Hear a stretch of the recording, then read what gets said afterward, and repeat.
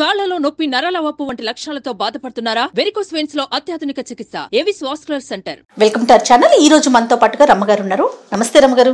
నమస్తే జయ. రమ్మగారు, ప్రాప్తానికి మించింది లేదంటారు. అంటే మనకి ఏది రాసి పెట్టుంటే అదే జరుగుతుంది. మనకి ఏది రావాలో అది మాత్రమే వస్తుంది. ఎప్పుడు రావాలో అప్పుడే వస్తుంది. మనం ఎంత తొందరపడినా కూడా రాదంటుంటారు కదా. ఇలా వీటికి సంబంధించి అంటే మనకి ఇలాంటి వాక్యాలు ఉన్నాయి అంటే దీనికి సంబంధించి ఏదైనా ఒక స్టోరీ ఉంటుంది బహుశా. ఒకటే బోల్డ్ ఉంటాయి. ఇలాంటిది మనం ఒకటి చెప్పుకున్నాము ఆల్రెడీ, ఒకటి రెండు చెప్పుకున్నాము. ఇది కూడా కథ బాగుంటుంది. ఓకే. పూర్వం అట ఓ రామశర్మ అని ఒక పండితుడు ఉండేవాడు ఒక పల్లెటూరులో. ఇతనికి ఏంటంటే ఎవరు చేయని పని చేయాలని అతని కోరిక. ఎవరు చేయని పని చేయాలి, ప్రత్యేకంగా ఉండాలి అలా అనుకునేవాడు. అయితే కొంచెం పెద్దవాడు అయ్యాక పెళ్లి సంబంధాలు వచ్చినాయి. వస్తే ఏం చేశాడు అతను, ఆ సంబంధాలు ఈ సంబంధాలు ఏవో అవి ఇవి ఇవి ఇవి చూశాడు. చూసినప్పుడు వాళ్ళ నాన్న ఏమన్నాడంటే, బొరే జాతకం చూపించుకుని పెళ్లి చేసుకుందు కానరా అంటే, అదేమిటి నాన్న జాతకాలు చూస్తే ఎట్లా, మనకి ఏది రాసి పెట్టిందో అదే కదా వస్తుంది అని ఒక చిన్న అమాయకత్వం అనమాట. అది మనకి రాసి పెట్టిందే వస్తుంది. నువ్వు జాతకం చూపించినా అవతల వాళ్ళు మంచి సరిగా ఇవ్వలేదనుకో, దొంగ జాతకం ఇచ్చారనుకో, అప్పుడు మనకి ఏది ప్రాప్తమో అదే కదా వచ్చేది. అలా మాట్లాడేవాడు. ఏవో ఆ సంబంధాలు ఈ సంబంధాలు బోర్డు సంబంధాలు చూసేసరికల్లా ఇతను పిల్లల్ని చూడడానికి వెళ్తుండేవాడు. అమ్మాయి బాగుంది, అమ్మాయి బాగుంది, బాగోలేదా చూసేవాడు. ఆ ఊళ్ళోనట ఒక అత్యంత అనాకారి పిల్ల ఉందిట పక్క ఊళ్ళో. అమ్మాయి వంకరగా పొట్టిగా సామాన్యంగా ఉండేది, ముక్కు మొహం అసలు బాగుండేవి కాదు, అస్సలు బాగుండదు, అనాకారి పిల్ల. అయితే ఏమైంది, వీడు పోయి ఆ పెళ్లి సంబంధం కూడా వచ్చింది. వాళ్ళు జంకుతూనే వచ్చారు, కానీ ఇతను అమ్మాయిని చేసుకుంటానన్నాడు. అందరు ఆశ్చర్యపోయారు. అదేమిట్రా, శుభ్రమైన పిల్లలు బోళ్ళ మంది వస్తే అనాకారి పిల్లని ఎందుకు చేసుకోవాలంటే, మరి దానికి మాత్రం పెళ్ళవద్దా, నాకు దీన్ని చేసుకోవాలనిపిస్తుంది అంటే ఇదే నాకు రాసి పెట్టుందనమాట అని ఇలాగా అడగోలుగా మాట్లాడి ఆ పిల్లని చేసుకున్నాడు. చేసుకుంటే అందరూ ఊళ్ళో అనేవాళ్ళు అనాకారి వాడి దాని పెళ్ళ మొగుడని ఈవిడిని, అతన్ని అనాకారి ఆవిడ మొగుడు. అక్కడి నుంచి అదొక మాట. అక్కడి నుంచి వీడి గుర్తింపబడ్డాడు అనమాట. ఈ త్రిభంగిగా కుబ్జగా ఉన్న పిల్లని చేసుకున్నాడని. 3 వంకర్లు ఉన్నా సరే, అంటే ముక్కు మొహం వంకరగా ఉంది, పొట్టి గూని అన్ని ఉంటే దాన్ని చేసుకున్నాడని ఓ విచిత్రంగా గుర్తింపు కావాలి. అంతే అంతే. అది మంచి అయినా చెడైనా. కొన్ని రోజులు గడిచేసరికల్లా ఎవరింటికి వెళ్ళినా అదేమిట్రా అలా చక్కగా ఉన్నావు, మీ ఆవిడేమిట్రా ఇలా ఉంది అని, లేకపోతే మీరు భలే చక్కటి వారండి మీరు, ఇలాంటి అమ్మాయిని చేసుకున్నారు ఏమిటని అనేవాళ్ళు. వీడికి మెల్లిగా జంకు మొదలైంది లోపల. ఏమిటి, నేను నా ప్రాప్తాన్ని కాకుండా వేరే వాడి ప్రాప్తాన్ని తెచ్చేసుకున్నానేమో, మిగిలిన వాళ్ళు ఎవరిని ఏమనుకున్నా నన్నే ఇలా ఎందుకంటున్నారు అని ఒక కించగా ఉండేది లోపల. అయితే ఈ అమ్మాయి చక్కగా పనిచేసేది, పని మంత్రాలు బుద్ధి మంత్రాలు అన్నీ బాగానే ఉండేవి. అయితే ఏమనుకున్నాడు, కొన్నాళ్ళు పోయాక శివుణ్ణి ప్రార్థించాలి. ప్రార్థించి అదృష్టం ఏదైనా కలగజేయమని అడగాలి, ఈ అనాకారి పెళ్ళాన్ని మార్చమని అడగాలని అనుకున్నాడు. అనుకుంటే బాగా ఆలోచించాడు. వీడు కొంచెం తెలివి తక్కువ వాడు, కొంత ఏదో అమాయకత్వం ఉంది కదా, నేనే కదా భగవంతుడిని, అంటే ప్రతి వాడిలోనూ దేవుడు ఉంటాడు. ఆత్మజ్ఞానం అయిన వాడు ఏంటంటే తనలోనే ఉన్న పరమాత్మని గ్రహించగలుగుతాడు అని చదువుకున్నాడు అనమాట. సో నాకు ఆత్మజ్ఞానం ఉంది, నేను చదువుకున్నా కదా, నాకు చదువుకోవడానికి ఆత్మజ్ఞానానికి సంబంధం లేదు, అతని ఉద్దేశం అనమాట అది.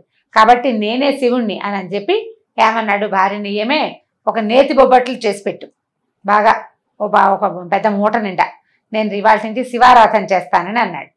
భార్యకి ఏం తెలుసు వీడు ఏ శివారాధన చేయబోతున్నాడు అని బొబ్బట్లు చేసింది, మూట కట్టి బొట్టలో పెట్టి అన్ని బొబ్బట్లు, ఒక చెంబుతో నెయ్యి ఇచ్చింది.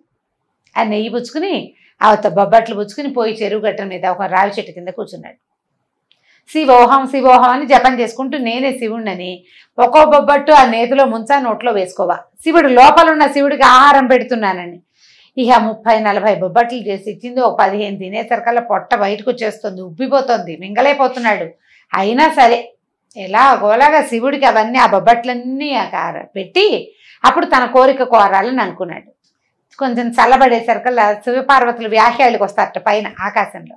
శివుడు పార్వతి పైన వెళ్తూ చూశారు. చూస్తే పార్వతీదేవి, అయ్యో పిచ్చివాడండి, మీరు తన లోపలే ఉన్నారనుకో, ఆ బొబ్బట్లు చూడండి చచ్చిపోతున్నాడు తినలేక, పాపం వాడి కోరిక తీర్చాలండి ఏదో విధంగా అని అన్నారు. అనేసరికల్లా సరే ఇద్దరు శివుడు పార్వతి ఇద్దరు కిందకెళ్ళారు. కిందకెళ్ళేసరికి లేపారు. ఏరనైనా ఏమిటి ఏం చేస్తున్నావంటే నీకే బొబ్బట్లు పెడుతున్నాను స్వామి, వాడు తింటున్నాడు, దాన్ని తింటూ నీకే పెడుతున్నాను అన్నాడు. అనేసరికి శివుడు అన్నాడు ఏం కావాలరా అన్నాడు. ఏం కావాలి, దేనికోసం ఇలా చేస్తున్నావంటే ఇతని దృష్టి పార్వతీదేవి మీద పడింది. ఆవిడ మహాసౌందర్యవతి, పరమాత్మత సౌందర్యం, దైవిక సౌందర్యం, అమ్మవారి సౌందర్యాన్ని నోరు తెచ్చుకుని చూస్తున్నాడు.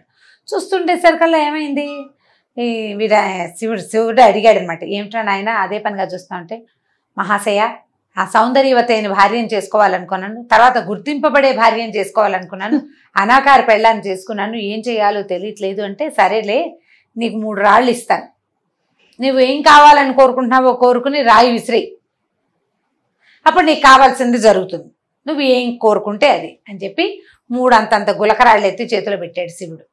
శివుడు పార్వతి ఇద్దరు డింగుమని మాయమైపోయాడు. వీడేం చేశాడు, ఇంటికి వెళ్ళాడు.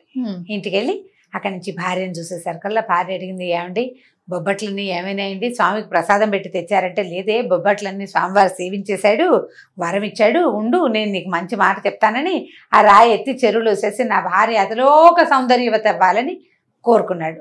ఈ అమ్మాయి బ్రహ్మాండంగా మారిపోయింది, మామూలు అందం కాదు, మెరిసిపోతోంది. అబ్బో ఎంతో బాగుంది. అక్కడి నుంచి భార్యను చూసి చాలా ఆనందించాడు, సంతోషించాడు, ఇక చెప్పలేని సౌందర్యం. అక్కడి నుంచి ఏమైంది, సరే తెల్లారిపోయింది. పొద్దున్నే ఈయన సంధ్య వార్చుకోవడానికి వెళ్ళాడు.